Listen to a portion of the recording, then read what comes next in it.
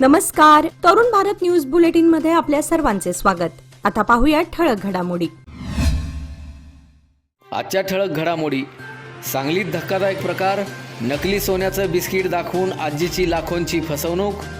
सांगलीत भर दिवसा महिलेला लुटलं, महालक्ष्मी चौकात चेन स्नॅचिंगचा धाडसी प्रकार. मैत्रिणींनो, बडी कॉप तुमच्या सुरक्षेसाठी सज्ज. सांगली औद्योगिक वसाहतीत योजनेचा शुभारंभ.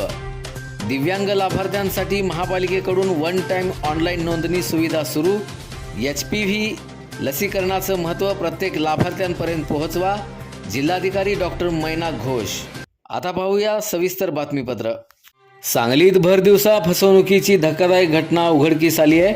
नकली सोन्याचे बिस्किट दाखवून भामट्याने एका वृद्ध आजीच्या गळ्यातील तब्बल 80,000 रुपयांचे सोन्याचे दागिने लंपास केलेत. मंगळवारी दुपारी सांगली बस स्थानक परिसरातील पेट्रोल पंपाजवळ ही घटना घडली आहे. शालन जयवंत सलगर या रस्त्याने जात असताना 3 अज्ञात भामटे त्यांच्या जवळ आले. तुमचं सोन्याचं बिस्किट पडलंय असं सांगत त्यांनी विश्वास संपादन केला. त्यानंतर हे वाटून घेऊया असा बहाणा करत हातचलाखीने त्यांच्या गळ्यातील बोरमाळ आणि गंठण काढून घेतलं. बदल्यात नकली सोन्याचे बिस्किट देऊन आरोपी पसार झाले. घरी गेल्यानंतर फसवणूक लक्षात आल्यानंतर सलगर यांनी सांगली शहर पोलिसात तक्रार दाखल केली आहे.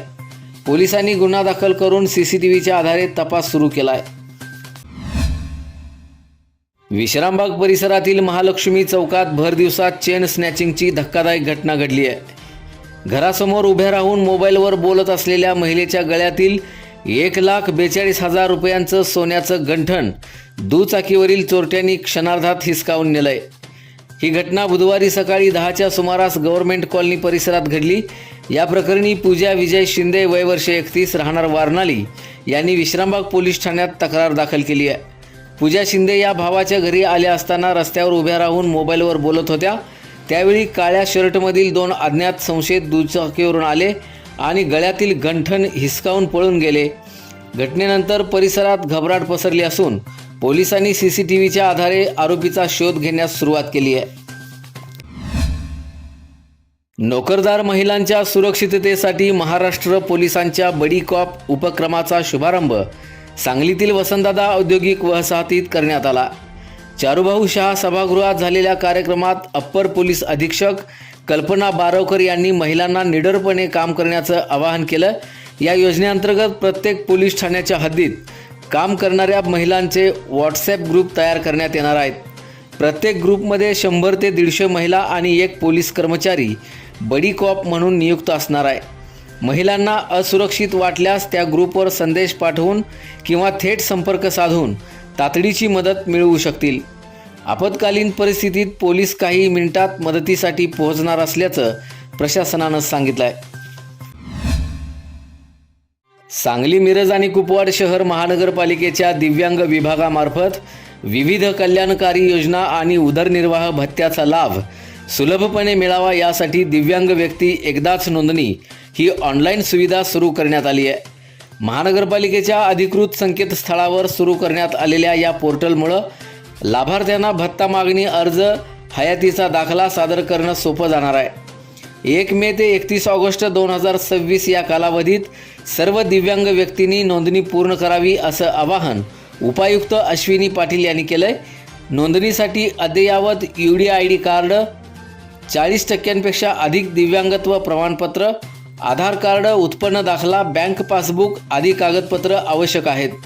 ऑनलाईन नोंदणीमुळं दिव्यांग बांधवांना शासकीय कार्यालयात वारंवार येण्याचा त्रास कमी होऊन प्रक्रिया अधिक पारदर्शक होणार असल्याचं प्रशासनानं स्पष्ट केलंय.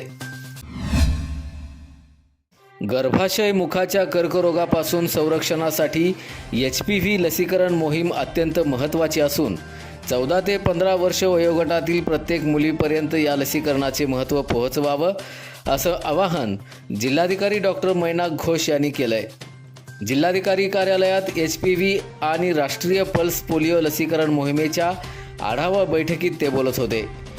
गार्डसिल 4 या लसीचा एक मोफत डोस 14 वर्ष पूर्ण झालेल्या पण 15 वर्ष पूर्ण न झालेल्या मुलींना दिला जाणार आहे. या लसीबाबत अफवांवर विश्वास न ठेवता शंका असल्यास अधिकृत वैद्यकीय तज्ज्ञांचा सल्ला घ्यावा असंही त्यांनी यावेळी सांगितलं आहे.